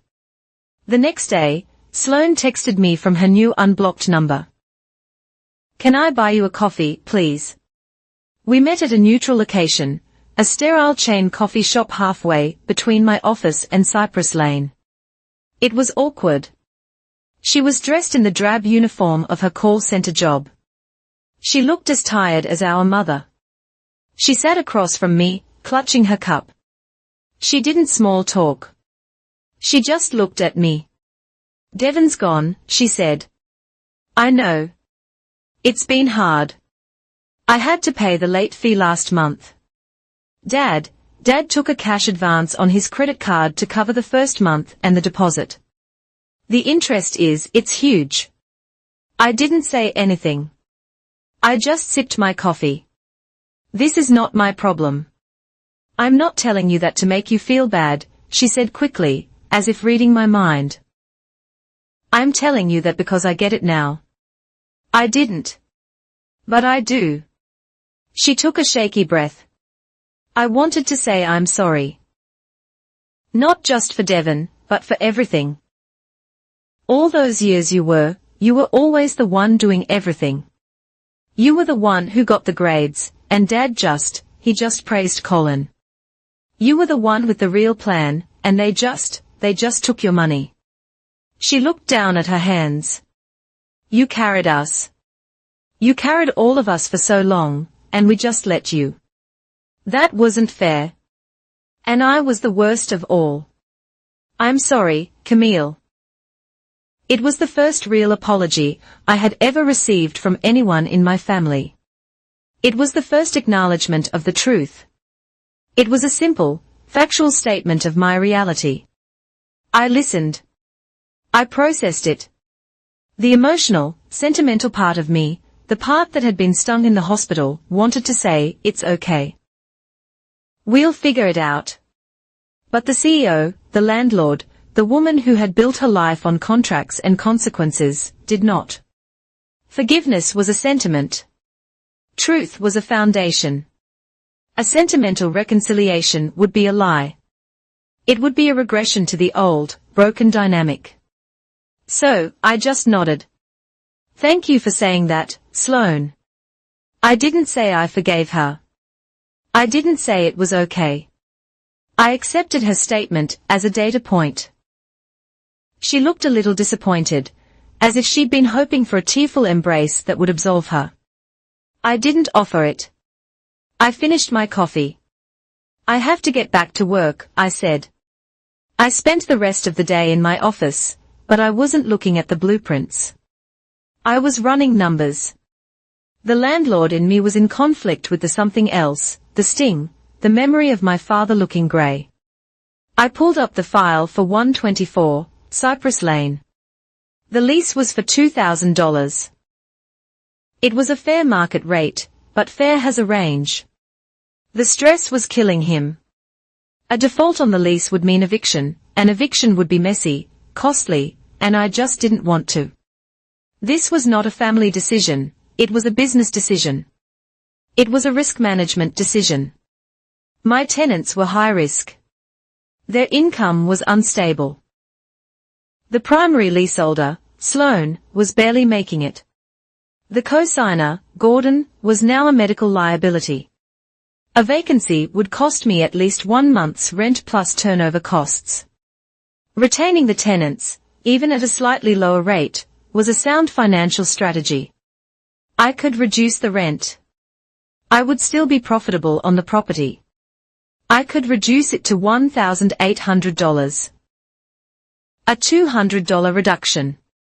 It was a 10% discount. It was a logical, defensible business adjustment, but it would not be a gift. It would be a revision, a test. I opened my legal templates and began to draft a lease addendum. It was a single page. It modified Clause 3, rent. The new monthly rent would be $1,800. And then I added my own clause, a penalty. This rent reduction is offered on a probationary basis. Should the tenant fail to remit payment in full by the due date on the first of the month for any reason whatsoever, this addendum will be immediately void, and the monthly rent will revert to the original rate of $2,000, retroactive to the beginning of the lease term, plus all applicable late fees. It was an act of mercy, but with teeth of steel. It was a compromise between the daughter, who had flinched in the hospital, and the landlord, who would not be taken advantage of again. I exported it as a PDF, and attached it to a new email.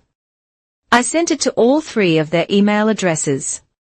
The subject line was Lease Addendum, 124, Cypress Lane. I didn't have to wait long. An hour later, my phone buzzed with a text message. It was from my mother. It was 2 words. Thank you. No hysteria, no fawning, just an acknowledgement. I put my phone down. The crisis was over. The internal books were balanced. I turned back to my desk. The plans for the 6-unit building were waiting. I had 12 employees on my payroll. I had 3 active job sites. The boards were full of drawings. And I had work to do. The year passed in a series of clean, silent, automated transactions. 12 months, 12 on-time payments of $1,800. The tenant portal remained a ghost town. Save for a single, formally submitted request to fix a running toilet in the guest bathroom, which I had a plumber resolve within 24 hours. The system worked. The boundaries held. The silence was the sound of my success.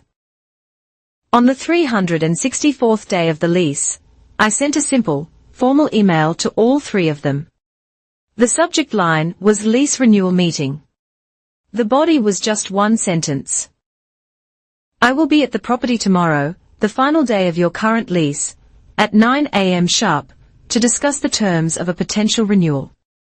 I arrived at 8:59 a.m. I didn't park on the street. I pulled into the driveway of the house I owned. The lawn was mowed, the hedges were trimmed, it was maintained, but it felt sterile, like a corporate apartment. It was a house being kept up to avoid a penalty, not a home being tended with love. I didn't knock. I used my landlord's key, the one they didn't have a copy of, and let myself in. They were waiting in the living room, sitting stiffly on the sofa.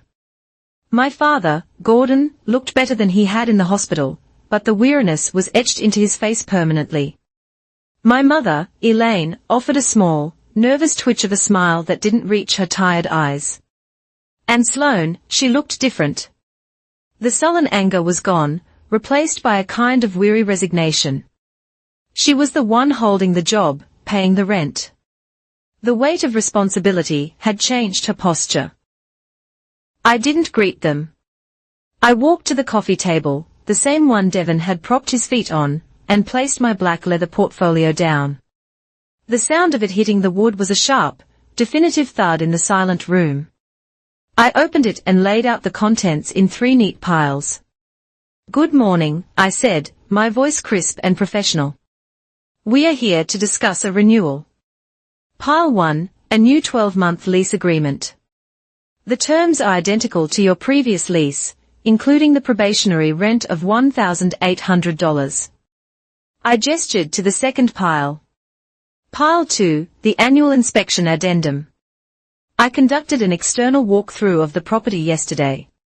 This document notes the need to pressure wash the north-facing siding and caulk 2 of the front windows. By signing, you agree to have this work completed at your expense within 60 days. Finally, I tapped the third pile. It was a series of glossy 8x10 photographs, and pile 3, time-stamped photos of the property's current condition for our records. They stared at the documents.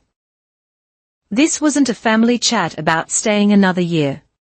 This was a corporate review. Sloane was the first to speak. She leaned forward, her hands clasped. She was trying to be reasonable, an equal partner in a negotiation. Camille, she started, her voice even. We've paid on time every month for the entire year since the one time we've been good tenants. We were wondering if, for the new lease, you'd consider removing the late fee clause, the $50 a day one, just as a sign of good faith. I didn't hesitate. I didn't need to think. I simply reached for the new lease, flipped to the correct page, and pointed. Clause 7.3 remains, I said. Sloane, it is a non-negotiable term in all of my company's residential agreements. The terms are the terms. Her face fell. The attempt at a peer-to-peer discussion had been instantly rebuffed. She had tried to appeal to reason, but I was appealing to the contract. The contract always wins. That's when my father made his move. It was the last gasp of the old world, the final, desperate plea from a man with no leverage left. Camille, he said, his voice thick with a manufactured warmth. Honey, can we just stop all this legal stuff? This is our home. We are a family. I let the word hang in the air. Family, the word they had used as a weapon, as a justification, as a shield for their own irresponsibility. I looked him dead in the eye. I didn't feel anger. I didn't feel pity. I felt a cold, satisfying sense of closure. I pushed the pile of documents gently toward him across the table. I learned everything I know about contract law from you, I said, my voice quiet, but carrying the weight of a sledgehammer. You were the one who taught me that a home could have a price. You set the rent at $2,000, then $3,000. You instituted a $50 a day late fee. I'm just using the business model you created. He recoiled as if I'd slapped him. My mother let out a small, wounded sound. The truth, delivered without emotion, was more brutal than any argument. I was their legacy. Just then, the doorbell rang. We all froze. Sloane looked panicked. Oh God, that's Devon. He was supposed to drop off a box of my old stuff. I told him to leave it on the porch. I stood up. Stay here. I walked to the front door and opened it. There he was, Devon Pike. He looked thinner, less confident. He was holding a cardboard box. When he saw me, his face hardened into the familiar sneer. Well, the landlady, I said, my voice polite. You can leave the box on the porch. Sloane asked me to bring it inside, he said, taking a step forward. I didn't move. I blocked the threshold with my body. I'm sorry, but I can't let you do that. Only residents who are signatories on the lease are permitted entry to the property. He stopped, confused. What? I'm just dropping something off. It'll take 10 seconds. The terms of the lease are clear, I said, my voice still perfectly level. Unescorted non-residents are not allowed inside. It's an insurance liability. You can leave the box here, and Sloane can get it after you've left. He stared at me, his mouth slightly agape. He was a ghost from the past, and he had just run into a reinforced steel door. The old rules, where he could just wander in and eat their cookies, were gone. He was no longer part of the system. He was an outsider, and I was the gatekeeper. Defeated, he shoved the box onto the porch floor. Whatever, he muttered and turned and walked back to his car. I closed the door and turned back to the living room. The three of them had watched the entire exchange. They had just witnessed a physical manifestation of the new boundary line. I was in control of who and what crossed the threshold of this house. I sat back down. My mother, flustered, tried to fill the tense silence. So, she said, wringing her hands. The internet has been a bit slow. If we sign, who calls the company to get it sorted out? The tenants are responsible for arranging and managing all of their own utilities, I said. You would call them. The finality of it silenced her.